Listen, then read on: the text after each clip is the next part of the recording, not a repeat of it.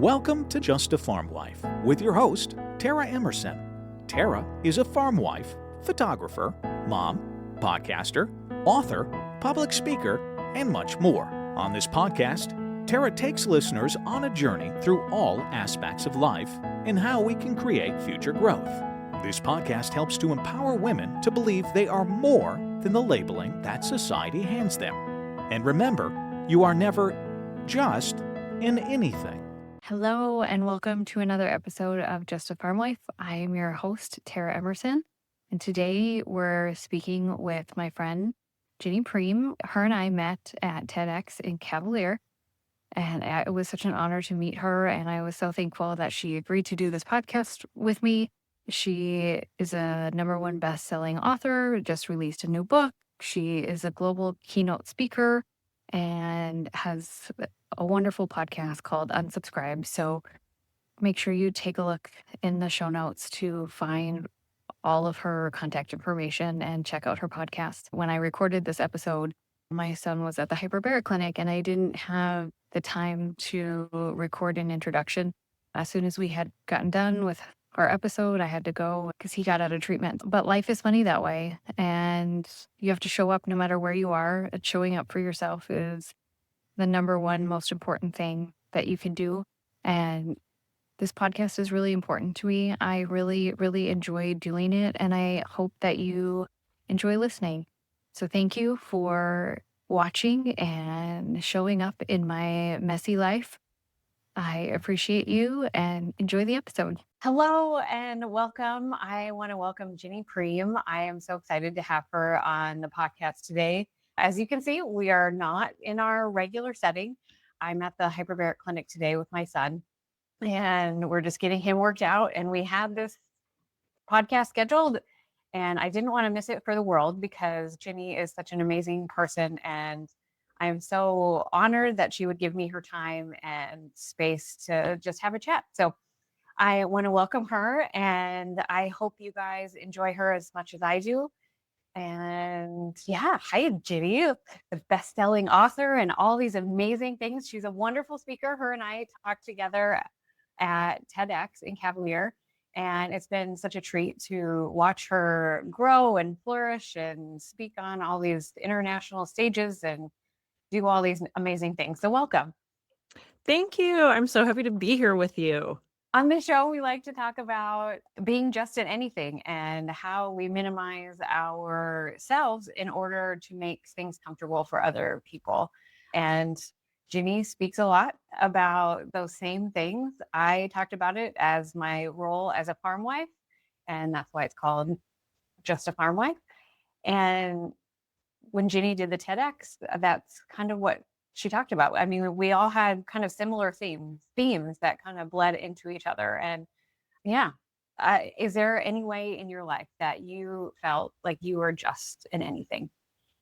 Absolutely. And I think, so when I talked about minimizing, I think I talked about it from the perspective as a cognitive distortion, right? And we often tend to do it to ourselves. And that was kind of the perspective that you talked about it from your TEDx talk, right? Like, oh, just a farm wife. Like, this is how you felt about it, which is so interesting because I just had the honor yesterday of speaking to a group of women in agriculture. And I kind of opened with the joke of like, did I grow up on a farm? No. Do I know anything about egg? No, I can barely keep a houseplant alive. But am I married to a farmer? Also no. But there's so many of these things that we share in common, like minimizing ourselves and sometimes, unfortunately, do it to others. That was like a big turning point for me when I was working with somebody, and it's actually why I picked my topic for my TEDx of minimizing, because someone who I was paying to help support my work, she said, your story's not that big. And I remember her saying that, and it felt like I got kicked in the stomach. So because of that, I started to minimize what I had been through, the most traumatic experience and event in my life.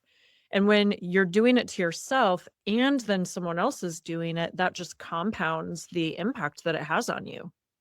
Right. It reinforces that belief. And it's 100% not true.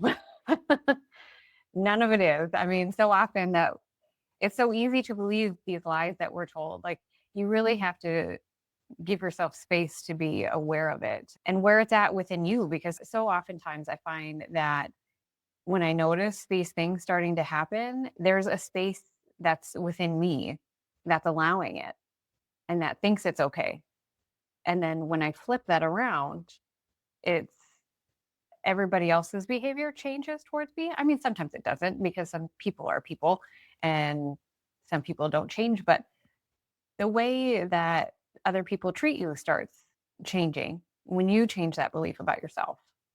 Yeah, I think the things we tell ourselves, right? Like no one talks to us more than ourselves. So you have to really pay attention to that voice, what you're telling yourself. And I think it's really important to ask that question often, is what I'm telling myself, especially if it's something negative, is it true? Like Right. what's the evidence to back this up? Right. Exactly. And asking that of when someone else gives you feedback as well. Is it true? Or is that actually about them? Or is it Mhm. really about me? Yeah. It's so important to be aware. I want to talk about your new book. I think it's so exciting. I loved it. It is such a great manual, I would say. And I was honestly surprised. I wasn't sure when I picked it up to read it. And this is a funny story. I bought it for myself, obviously, so that I could read it. And it went to my aunt in Minneapolis. Like Amazon started shipping my packages to my aunt out of my Amazon addresses. So like she got her birthday present and then she also got 5 more things that were not hers. She was like, what is going on? Like she was like racking her brain. Who are these things from? What is happening? And she finally called me or she called me a couple days later to say thank you for her gift. And she's like, yeah, I keep getting these weird things. It's my stuff. So I ordered your book, a physical copy, and then I got an Amazon Kindle copy because the other copy went to her. Oh Uh, my gosh, that is like I have tears in my eyes because that's so funny. I think we've all done that. And then I'm putting myself in her shoes going, was I drinking too much wine and like ordering right. that I don't remember? Like when did I order this? Oh my gosh, that is so funny. But thank you for the support and hopefully she reads it and gets some little pearls too. I hope so too. And I do want to give advice though. Like, this is not a Amazon Kindle book. You need the physical copy. You need to be able to write things down. You need to hold it in your hands and go through it and really reflect on it. I love your whole theory of it's not really a theory, it's a concept, right? To unsubscribe. Yeah. And how did you come to that? So I developed it based on kind of my own life events where Mhm. I was living in this time of my life where I was trying to be everything to everybody and I ended up being nothing to myself. I was completely over functioning. I was in a psychologically, emotionally, financially abusive relationship. And I was the one that was traveling for work. I was paying the bills. I was making sure the house was clean and the lawn was mowed and the kids were, getting to school and getting lunches. And I was doing the grocery shopping and the laundry and you name it. And I just completely lost myself. And so I wish I had this because I didn't have boundaries. I wasn't focusing my time and my energy in the right places. And so when I developed Unsubscribe, it really was rooted in that. Like, man, I wish I had these tools. And I love that you talked about it like, oh, it's a manual. I haven't heard anybody use that word yet. So thank you for that because it really is designed to give you tools and then put it into real life application. So the title of the book is Unsubscribe: Why Letting Go is the Secret to Getting Ahead. And I call Unsubscribe a filter to reclaim time, energy, and boundaries at work and life. So what's great is I love that you're talking about it and applying it from an individual person perspective. It also resonates with teams, leaders, organizations. And so I'm speaking on this topic all over for different types of events. Like I said, I spoke for a Women in Ag event yesterday. I've got 2 more coming up with them. And it's based on 4 pillars. So Unsubscribe is not just about walking away from things flippantly or burning everything to the ground or blowing it up. It's really designed to be actionable, which is what I heard you say, right? Because you want to have it, you want to get in here and write and do the work and apply the principles within Well, it. you're right. It's not burning it to the ground. It's quietly taking back yourself. It's quietly pulling in all that energy that you send out to everyone else and supporting everybody else and just pulling it back into yourself. Because it's the same. I mean, we talk about living our life and having a full cup, and you need to have a full cup in order to spill out into others. And that's great and all, but I feel like this is a second piece to pouring from a full cup, right? Yeah. Because I feel like when you say you're pouring out and you're pouring out and pouring out, but you forget that other part to pull it back in and to be who you are. For sure. And you, I think, as a farm wife, right? I think what people miss is you are dealing with so much. You're dealing with the business, you're dealing with managing the household, the family, the chores. You're doing so much. And I think in your industry, amongst others, the common thing that I'm hearing people say just in life and at work is they feel stretched so thin. Everyone's being asked to do more with less resources, with less time. Everybody's busy, busy, busy, busy. But are we actually being productive? Are we doing busy work just to be busy and going through the motions because that's what we've always done? Or are we actually getting to the root of doing the things that matter and being productive? And that's kind of the concept behind unsubscribe. It's not about doing more, it's about doing less with intention. It's about stripping away the unnecessary, the things that are draining you, the things that are keeping you stuck and stunted so that you can clear space for focusing on the things that are meaningful and that matter to you. I love that. And that's what everybody's looking for in life, really, right? We're all looking for that balance because life is a game of juggling, a game of everything everywhere.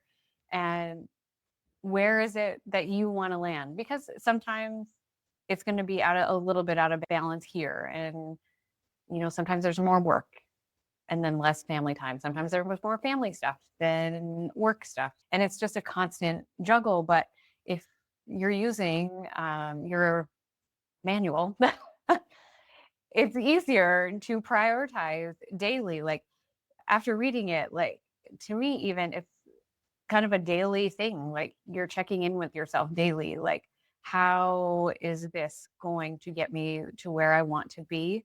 And how am I going to feel empowered throughout my day? What can I take out that's draining me? And they're all very actionable steps. Oh, I love to hear that. One of the most gratifying things for me and fulfilling is when I hear people talk about examples of how they've implemented it. And this isn't shattering things. I made it simple on purpose. Doesn't mean it's easy, but it's simple. And I use words, right? So the 4 pillars are manage, swap, mute, and block. So manage, swap, mute, and block. And I do that because not everything can just be eliminated, right? We can't just Right. go around eliminate, eliminate, eliminate. Some things need to Right. be replaced. Some things we just need a break from. And some things are important and urgent, and we do have to manage them. And so I give different ideas on how you can do that and implement it. But what's fun for me is I obviously give a lot of my own ideas. And the best part is when people are like, oh, I'm applying it like this. Or just, I mean, it's so new. It's such a new concept, but already people I'll be in conversation that have read the book, that listen to the podcast, and they're like, oh, they'll use the language just casually in conversation, right? Like I got a text message from a friend today in Colorado who was like, hey, I want to pick your brain. I need to talk to you about something that I'm dealing with. It has to do with this. And I think I need to unsubscribe. Like the number of messages I get like that now, because it's catchy, right? It's a It sticky totally word is. that we all Yeah. understand what it means, but we're putting new meaning, a broader, deeper definition and meaning on how to apply it to your own life. Yeah. I love that. Do you have a sticker that says unsubscribe and then the 4 pillars? We can like stick it on our mirror so it reminds us in the morning. Okay. This I is what I don't want to have one do. with all 4 pillars, but that is a good idea. There is on my Unsubscribe official website, you can order a sticker. I've got all kinds of swag on there. Okay. Excellent. We'll make sure to check that out, and we'll be sure to put your website in the podcast description, all that stuff. Awesome. Thank you.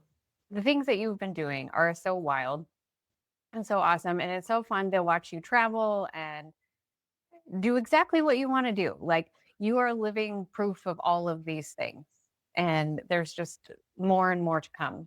Well, from your lips, I mean, to the universe's ears, that is the hope that there's more to come. And it feels so weird because I've been talking about Unsubscribe for a while, not that long in the big scope of things. I rebranded, relaunched a new website. Like I said, Unsubscribe official, rebranded my podcast last year to Unsubscribe in anticipation of the book coming out. And I've been doing speaking engagements, but it's still just in the infancy stages. I mean, like, it's just being born right now. The book has only been out for 1 month.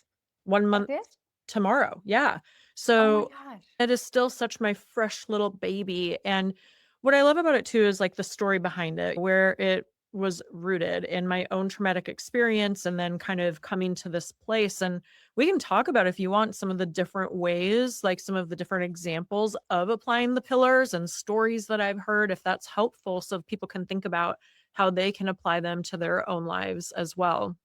Yeah, please. Let's dig into all the things. Okay. So I love when we talk about manage, I feel like one of the most relatable areas for manage is difficult relationships.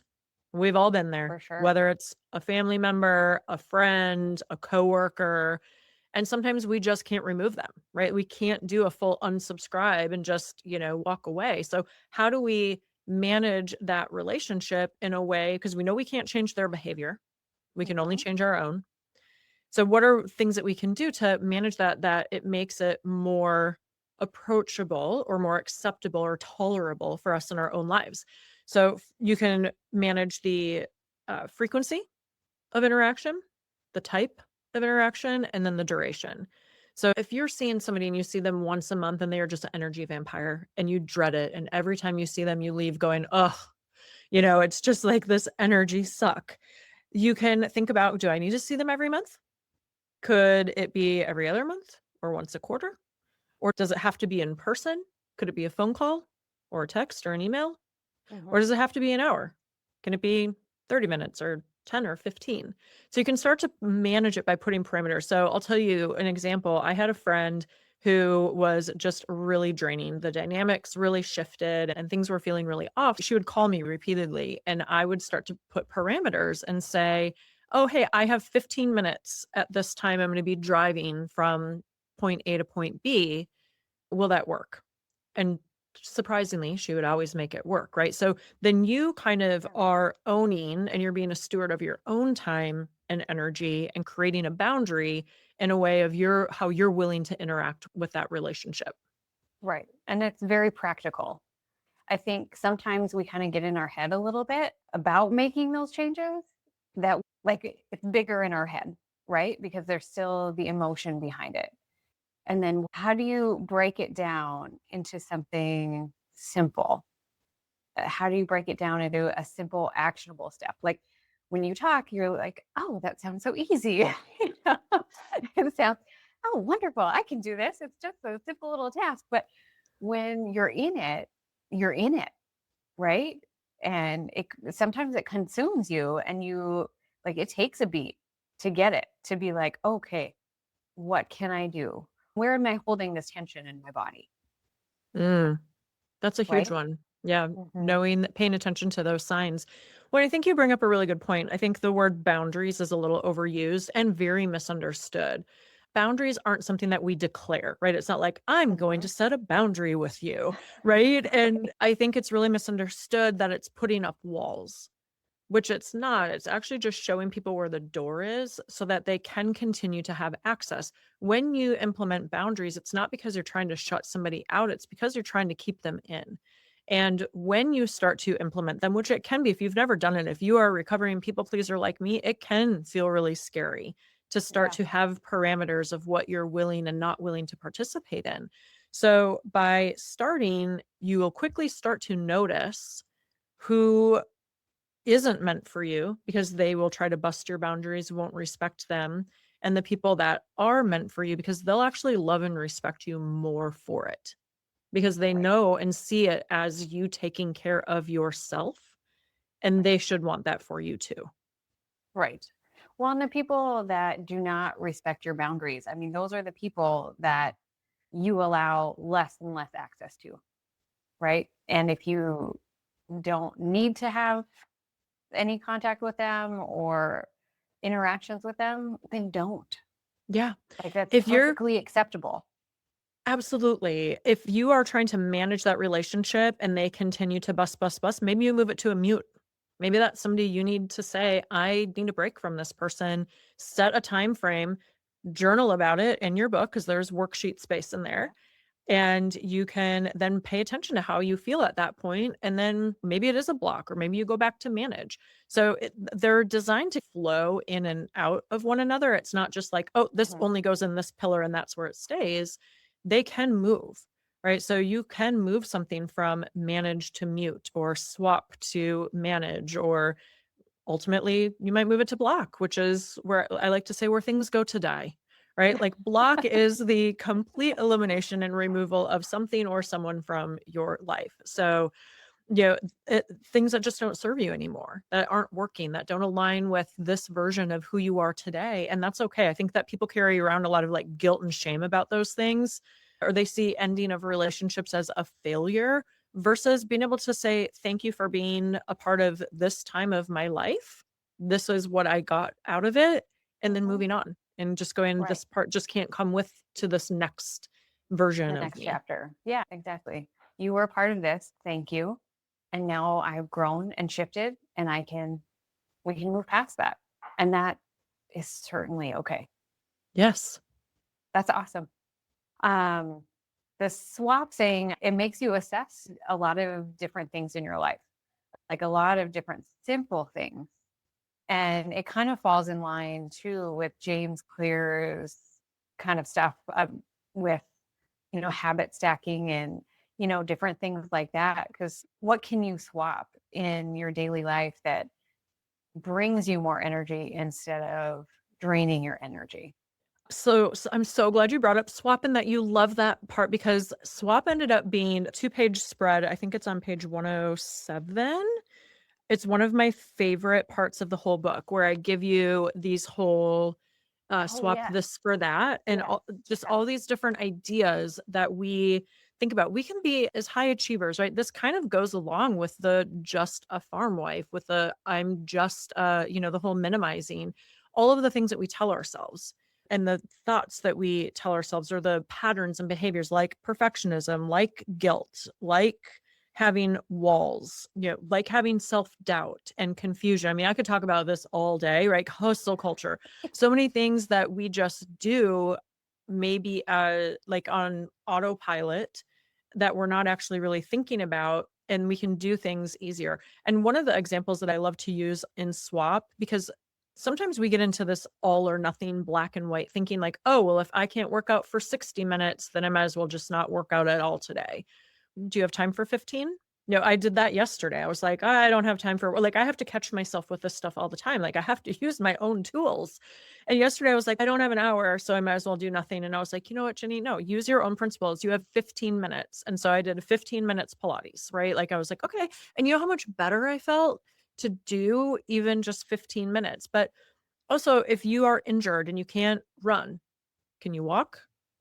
You swap it for a walk. Or if you can't do high Right. intensity interval training because it just doesn't feel right now, can you swap that for yoga? Something a little Right. bit more gentle, right? So swap can be swapping negative, self-talk, different patterns and behaviors, and just shifting that perspective or outdated systems. Like this was one great example. I was doing a leadership conference a few months ago and people were talking about swap at their table. And I was like, oh, what are you going to swap? And they were like, we are so excited.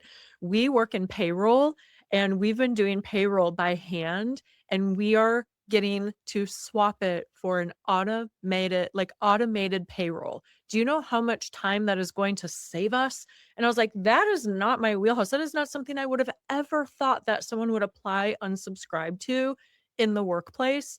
And it brought me so much joy just to hear the variety and the vast ways that people are applying the principles at work and in their own lives. Right. And swap is such a simple term in order to use it. Because sometimes, when self-help people and whatnot talk about, oh, let's change this behavior for this. It's so like up in your head It can feel instead of, daunting. yes, like it feels overwhelming. Like that's too much. Well, what if we just swap makes it sound like, okay, what if we just swap one thing today? It also helps you to fulfill the boundaries that you made for yourself so that you're not abandoning yourself anymore. Right. So, like the workout, am I going to work out for an hour or am I going to work out for 15 minutes? When you make that choice to not work out at all, that's self abandonment. And that's where you start losing energy, anyways. That's a leak. So, if it's important to you, make the swap, but it can be something so simple. It doesn't have to be such a big change, Yeah. and swapping things one thing at a time, one small habit at a time, then it's easy. And that's why having those pages in there is so good. And I love that there's ideas in there because sometimes you don't even realize where you're losing the energy, right? Yeah. You just need sometimes like those starter ideas to be like, oh, you can Mhm. apply it this way. Yeah. This is where I can relate or a different place. And I think you're right. Like we talked about before, unsubscribe isn't about completely blowing things up. It's not about this complete radical change and becoming somebody different. It's just about becoming more true to who you really are Right. through simple, actionable steps. Wanted to make it approachable. Yeah. Well, you definitely succeeded. I was really impressed. I really loved it. So thank you for writing it. You're right. It works for companies, it works for your personal life, it works for business. I mean, you can apply it everywhere, which is really unbelievable. So, way to go. Thank you. And thank you Seriously. for getting it and rolling up your sleeves and digging into the work. And even I think family, at my book party, Oh, families for sure. someone raised their hand and she was like, would this be good for college age students? And I was like, I don't know. There's someone in the room that hired me to have me speak at the University of Minnesota who's a college student. Do you think this is right for college students? And she was like, yes. So I think it's simple enough that where I've had people go, oh my gosh, like my preteen and teenage nieces, this is language that they can use, especially when it comes to Yeah. comparison. I think about, man, I feel like age like 13, 14, 15 as a girl were like the hardest years. Like, oh my gosh, I would give Yeah. anything to not ever have to be that age again. But thinking about having these simple principles, right? Like trading comparison and judgment, and then thinking about how social media is feeding into those things now and Mhm. giving practical tips on how they can be more true to themselves. And like, imagine if we had that. Oh my gosh. Yes. Well, I didn't have much guidance growing up. I had to figure all this out on my own, but I feel ya. yeah, but it is great. And as parents, when our kids see us doing it and us using this language and us coming to the dinner table and saying, oh, hey guys, we're gonna swap out chicken nuggets for salad because I feel like that serves us better. A ridiculous example, but that's how they learn it is Yes. something in the most basic forms of their life. And then when they grow up, I mean, I have a 25-year-old now and an 18-year-old. Yeah, What? How did this happen? I know. I was super young when I had my oldest, but yeah, 25 and 18. And these are the things that my kids repeat back to me. So that like they'll even notice when I'm out of whack and they'll be like, Mom, maybe you need a minute. Well, my kids are really great about calling me out about working out, which I really appreciate. But it's things like that. They notice when I am not living the way that I have showed them in those simple terms. And then they apply it. They call me out on it and they have that expectation that I will also call them out on it. Well, that's because you've created a psychologically safe environment. You've led by example, and then you've created an environment for open communication and dialogue and holding one another accountable because you care. I think Right. that's beautiful. Well, that's what we all aspire to, right? Is creating open lines of communication with our families and all of our relationships. Yeah. And we create boundaries when we need to. And you are 100% right. If they're not respected, then we just quietly move on. Yes. It's that Sometimes that is the easy. right move. Sometimes a complete block is right, or a mute, take a break, and then Mhm. determine what's right next, what the next right thing is. Yeah, that's so awesome. I love it. I love it. And my kids will all be talking about it. And I expect a sticker, seriously, with all of them. I'm on it. Excellent. I love it. Well, I can't thank you enough for being on today. It's always such a joyful conversation with you. And you also lead by example. And I hope everybody who listens today subscribes to Ginny's podcast and all the social media things. Like there's so many right now. Like So I many. could, I'll yeah, tell you, actually, one thing I chose to block was TikTok. It was just not serving me well. And I didn't mute it, I didn't manage it. I did a full deactivation, deactivated my account, removed it, like a full block.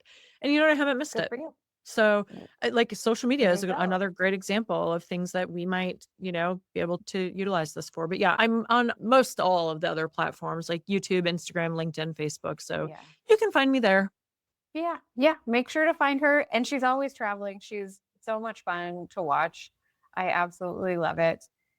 Thank you so much for being on today. And maybe next time we'll have a conversation about some harder things as well, because you've done a rebrand and I just wanted to focus on that and that light start. And I'm just so proud of you.